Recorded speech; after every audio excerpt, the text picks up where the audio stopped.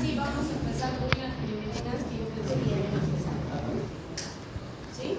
Entonces, cuando hablamos de las purinas y pirimidinas, estamos hablando de esa base estructural de nuestro material genético. Por eso es que vamos a recordar conceptos y vamos a aplicarlos a otros procesos que vamos a realizar. ¿Sí? Entonces, en este tema vamos a revisar las purinas y las pirimidinas. Vamos a empezar con las purinas. ¿Cuáles son las purinas?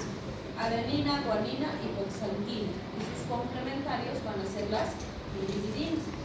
Entonces, como ya hemos mencionado, las características básicas de las purinas, ¿qué son?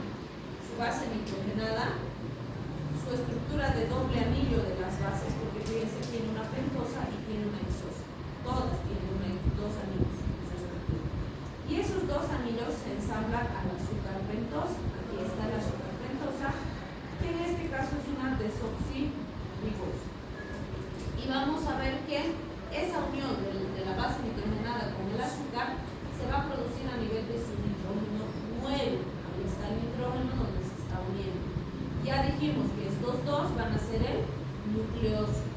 Ahora, cuando le introduzco los fosfatos, se convierte en nucleótido. Y si le introduzco un fosfato, va a ser un mononucleótido. Si le introduzco dos fosfatos, va a ser un dinucleótido. Si le introduzco tres fosfatos, va a ser un trinucleótido. ¿Sí?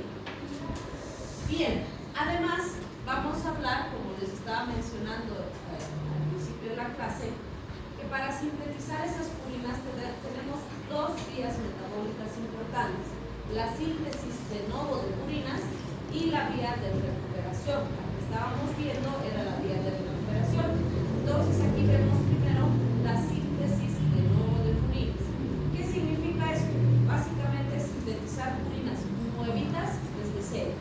¿Sí? Y como ya les había adelantado un poquito, esta es una vía sumamente cara para las células. ¿Sí? ¿Por qué? Porque implica ensamblar desde los anillos, unirlos a la ribosa y complementar los fosfatos.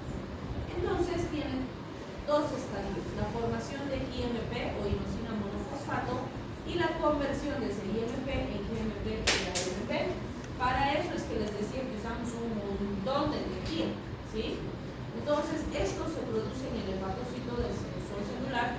Y básicamente, fíjense, usamos ribosa 5-fosfato de la vía de las pentosas fosfato para sintetizar fosforibosil pirofosfato, y de este fosforibosil pirofosfato sintetizo inosina monofosfato, que es el IMP. Si se fijan aquí, para llegar a este IMP tengo varias flechitas, porque ahí es que se producen 11 reacciones químicas diferentes. ¿Sí? En ese proceso vamos a adherir de átomos de 5 carbonos y 4 nitrógenos que provienen de aminoácidos, CO2 y N10-formil tetrahidrofolato. Fíjense, aquí estamos usando el folato, que hemos dicho, el folato se usa para la síntesis de purinas y pirimidinas. Ahí está. ¿Sí? Entonces, una vez que obtenemos la inosina monofosfato, podemos sintetizar a partir de esa AMP, que es la adenosina monofosfato, o GMP. ¿Sí? Si usamos o si formamos AMP, vamos a usar aspartato y GTP, y si formamos GMP, vamos a usar glutamina y ATP, y vamos a producir glutamato como producto intermedio. ¿Sí? Entonces, básicamente, eso es lo que vamos a ver como una vía de síntesis de novo de purinas, y eso les mostraba al principio. Fíjense, aquí tenemos esas 11 reacciones químicas, donde desde la alfa de ribosa 5-fosfato estoy formando inosina monofosfato. Y ahí, fíjense, tengo varias enzimas, que son tantas enzimas que incluso ya les han puesto enzima número 6 sintetasa, 7 sintetasa, 9 sintetasa y demás, porque ya eran demasiadas. Y lo que nos interesa aquí es que, fíjense, estoy utilizando ATP en varias localizaciones de estas reacciones. Por eso decíamos, en todo este proceso gasto 6 moléculas de ATP para formar un IMP. ¿Sí? Entonces, súper caro para la célula. Además, fíjense, estoy usando varios insumos, como el N5N10 metileno tetrahidrofolato, que es la forma activa del folato.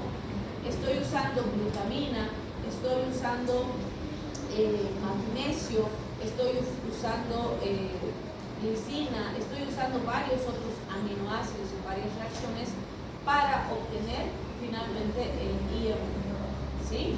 Y como hemos dicho, el IMP, si va a ir a la formación de GMP, va a utilizar para formar sandosina monofosfato primero gracias a la IMP deshidrogenasa, va a usar glutamina para formar guanosina monofosfato, y en ese caso está usando, fíjense, la GMP sintetasa, va a formar como producto intermedio glutamato, y en el caso de que forme adenosina monofosfato, primero se va a convertir en adenilsuccinato, está usando para eso aspartato, GTP, y la enzima es la adenilsuccinato sintetasa, y una vez que tiene adenilsuccinato, va a usar ese para formar adenosina monofosfato, y además fumarato como producto intermedio gracias a la acción del adenilsuccinato liasa.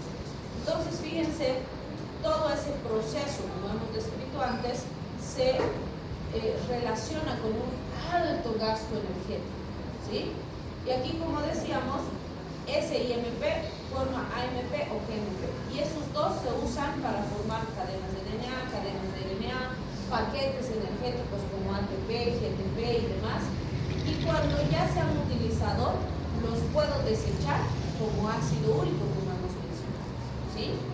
Y si no se desechan como ácido úrico, los puedo reciclar, y ahí entran mis enzimas de recuperación, la adenosina fosforribosiltransferasa y la consanguina guanina fosforribosiltransferasa, que esto era ya lo que hemos visto, ¿sí? Entonces, fíjense, solamente esa primera parte de síntesis nos faltaba para entender aquí la vía de recuperación. Ya dijimos que la vía de síntesis de nuevo es súper cara, la vía de recuperación es más accesible y más económica. Hemos visto el control de la vía y hemos visto síndrome de Lesch-Nyhan y sus alteraciones, ¿sí? Entonces, hasta ahí hemos avanzado, ya nos hemos igualado. La siguiente clase vamos a hablar de la degradación de las urinas.